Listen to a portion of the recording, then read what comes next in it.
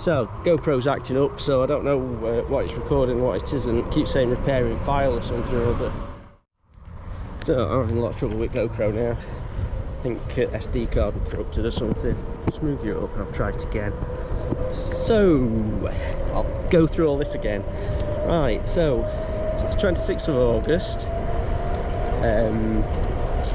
Parked the car up in train station car park. Don't think there's any bill, any charge to park there, as far as I could see anyway. So I've done that, gone through, that's Maryport train station. I've gone through Maryport, there's a bit of traffic there. Got through it, went along the coastal path for a while, for about a kilometre. Onto this, moved across the road, still B&C.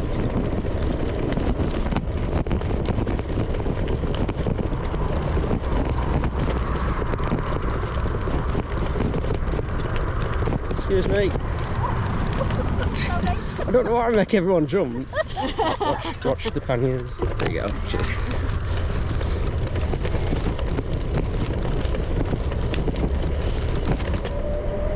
So, yeah, let's see if this SD card works properly. It's the first time we've been fully loaded up. Can definitely feel the weight difference. On day one, I was going back to the same hotel, so I didn't have to pack anything really on bike. And yesterday there was Storm Francis, which caused all sorts of problems. But luckily, I was still near the car and train stations, so I could work around it. So this actual cycle brings you along bloody trails like this. It's okay if your bike packing, or you ain't got anything on your bike, mountain bike, gravel bike, whatever. But for me, with heavy panniers on, I mean, not as heavy as they could be if I had tents and sleeping bags and camping stoves and stuff. But because I'm not taking anything like that, I've sort of doubled up on me clothes and stuff. So I mean, I could have halved the amount I'm taking, but I really wish it wouldn't take you down these sorts of roads. Luckily I've got fairly tricky tyres on, but and the bike is up to it. I just can't stand hearing everything rattling around.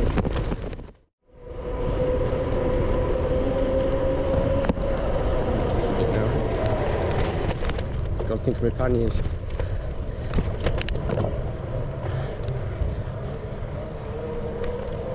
Looks like it's taking us out to road for a bit.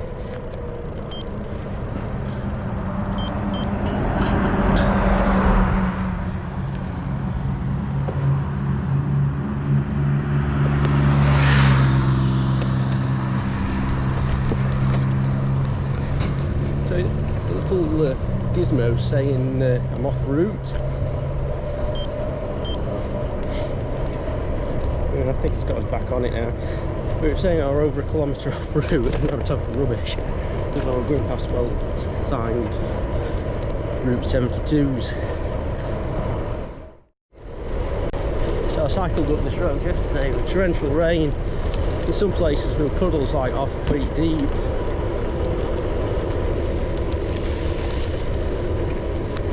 Bad enough in a car. I'm so glad I didn't try it on a bike. It's taking us off main road now. Just pedalled up main road for a while. So the route's brought me inland a little way, away from sea. It's pretty flat. I've looked at it. The first part I did was flat, super flat, and this one's pretty much the same, I think. In fact, I think this is going to be the only hill going to encounter, or at least the steepest one, and then it's not much, which is good. Look at this for a puddle. This is what it was like yesterday. The rain was torrential.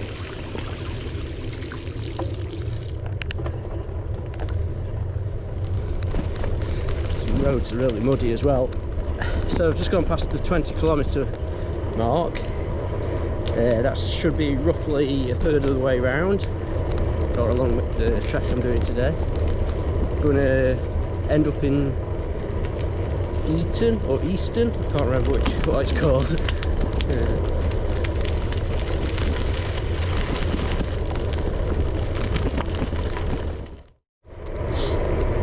So I've just turned off the cycle route now. I'm just missing out Silloth because I stayed there last night while the storm passed. So there's no point in me going back down there. I just wanted to cut it out just to make the route a bit shorter. Don't make it that much shorter, probably knocks a couple of K's off it, a couple of clicks off it. So I'm back on cycle route now, cycle route 72.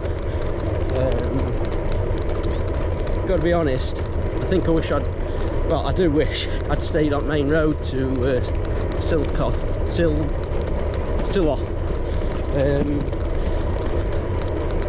I mean, it zigzagged you through quiet roads and everything, but it was quite boring. It was just edge roads and edge roads and edge roads. At least if I'd stayed on main road, I could see over the sea to Scotland, etc. But yeah, it was just a boring sort of ride through edge roads, a bit like this really. I mean, it's just one long straight road.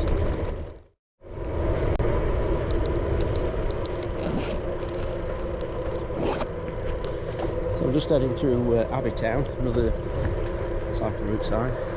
So yeah, this is Abbey Town, heading up towards, I think it's the Solway coast, Cumbria.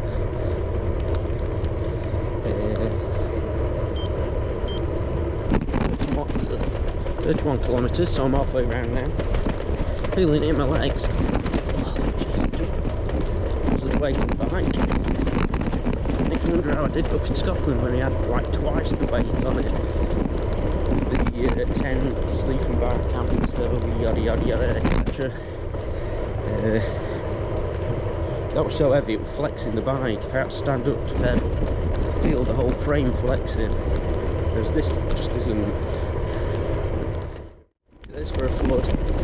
Yeah, I'm slightly off the cycle route now.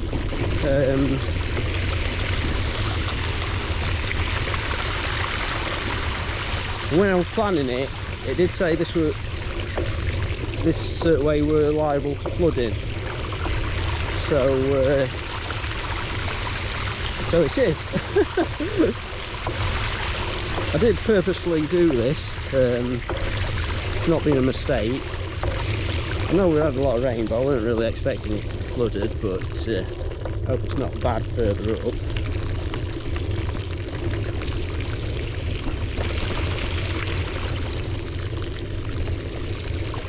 Wow, how far does it go on for? Ooh, it's getting my feet wet. There. Oh, I can see the end of it. Oh, maybe you can see in the distance there. There's like aerial masts, circular aerial mast. I don't know what it is, but I saw it when I did the walk at Silloth. I was wondering, I was hoping I was going to go past it just to see what it is. I've seen things like this before. I wondered if it's something like a radio telescope or something. Feet are wet, ain't wet feet. Oh, proper ain't wet feet.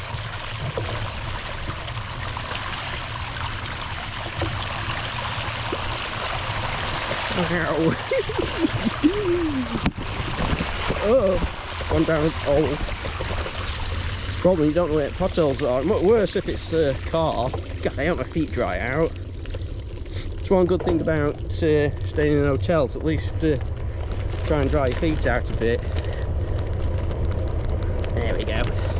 So yeah, we'll see what this radio telescope thing is. Yeah, we're just coming into Newton Arlosh. So back there at Abbey Town, I picked up some Snickers, a couple of bottles of beer. I think where I'm going to today, I don't think there's anywhere nearby, or the closest pub is 4 miles down road. After doing like 40 miles on this thing, I don't really fancy trying to get down to it for a meal or whatever. I've got some like pot noodle type things. I don't know what village this is, but it's nice. I say village, it's more than a hamlet, isn't it? So I've gone 40 kilometres now. Should only be about 20 kilometres left. Going around the Silloth coastline. Never figured out what those radio masts were. Didn't come across any signs or anything. It was a bit hard to know what to do when it starts drizzling like this. Whether stop with your waterproofs on. It's fairly warm. Well, not that warm.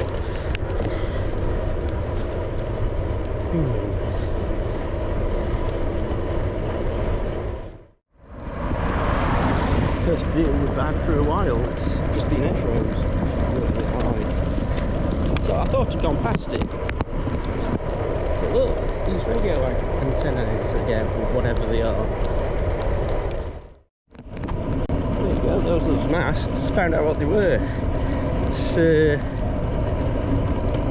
something to do with coordinating time. I suppose it's for like sat navs and stuff like that. And speaking of, keep up the time correct everywhere. Who would have guessed? Who would have guessed? There you go. Don't know how much you can see there, by the way. Come out a bit. You can see that. Nice looking over water. Now all edge rows have gone. Don't know whether I mentioned it. I think I did, but I'll mention it again. That bit between Maryport and Silloth, it was just nothing but edge roads. You couldn't see over them or anything. If anyone does this route 72, my advice is to stay on the main road. It's not that busy, and just stay on the main road. Better views and everything. So yeah, sun's come out. God, you can feel the heat, the difference. Whereas before, it was like a nippy wind on my arms. And now the sun's come out, it just feels fine. You can feel the heat coming off the road as well, which is nice. Look at this. Can you see that? Massive, these towers.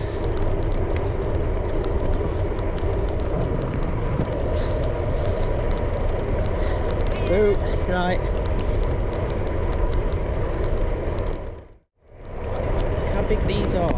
Probably can't tell. But GoPro, got to be a good 100 metres up into air, probably more. 150 metres maybe. So like I say, it's to coordinate time. Make sure the time's right everywhere, which satellites need to know, GPS needs to know, the the internet needs to know. If you click on a hyperlink, it needs to know when you've clicked on it, and it needs precise timing for it. So there must be lots of these things all over the world coordinating the time, the UTC. It's awesome.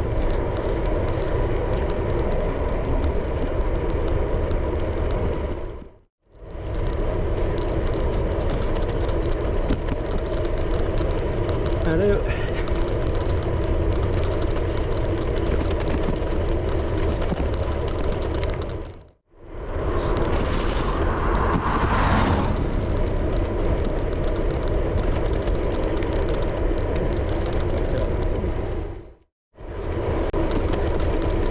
So the computer's saying it's about 18 degrees. Because it's so overcast, it doesn't really feel like it, but I know when the sun comes out, it feels a lot warmer.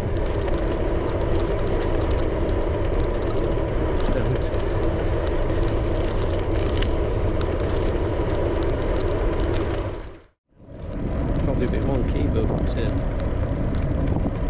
much better view than those edge roads.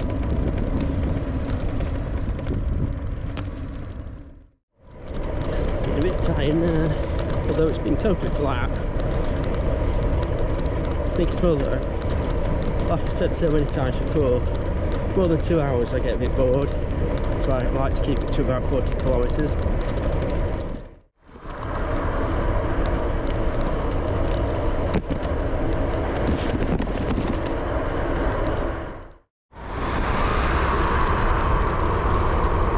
You can see some hills in the background.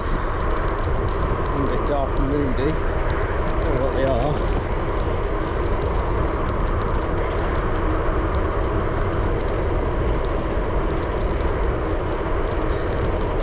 Not far off now. I've got 61 kilometres on my clock.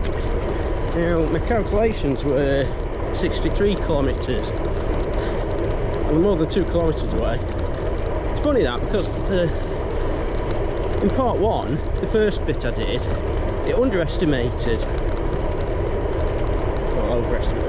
I did less mileage than what it said I would do, but it looks like this time I'm going to do more mileage than what it says I did. You know what I mean.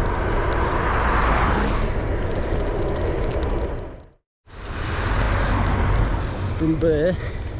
Now, looking on my map, this Drumbear place had a pub.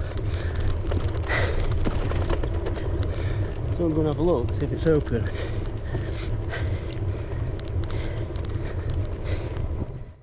So I'm going back and retracing my steps. I missed the pub and we're going to stop down. Got it mixed up in my head which village it we're in. Watch this, I'll get there and won't be serving food. But I can't turn up at the B&B until 4 o'clock anyway, but God, I don't want to be doing any more cycling. Well, this is Easton here, I've just been here, and yeah, the pub's all boarded up. Google's lying to me again.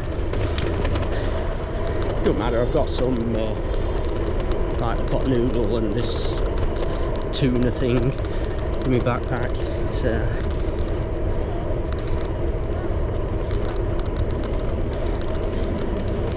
again. Hi. There you go, I don't know what you can see there. I think it's looking over to English and Scottish borders.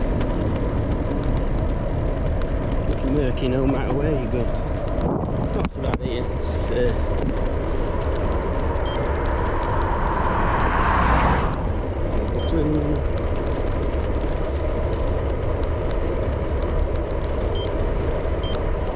18 degrees still, so just right for cycling really. I think I've had a tailwind, a bit odd to tell. Definitely not been fighting the wind. In fact, the only hill I've come to where I've had to stand up, and very short, about 10 metres, just come across it. It's the only time I've had to stand up onto pegs.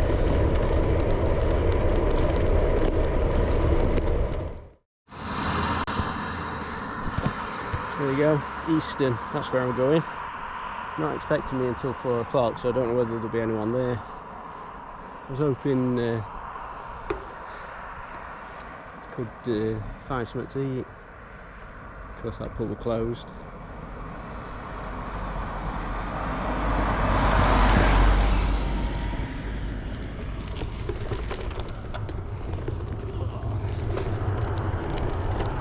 So it's 26th August 2020.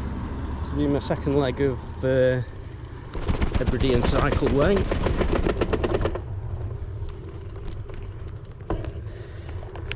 First bit of it was basically just cycling through back lanes or your solar edges. Nice up here on the Solway. See across to Scotland and hills up there.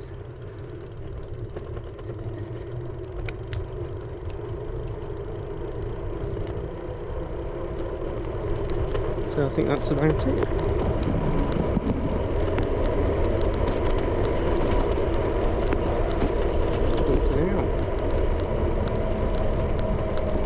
Oh, and tomorrow it looks quite showery, so I'm expecting to get wet. It's a pain in the arse. Well, I don't have a choice now. Now I'm away from the car.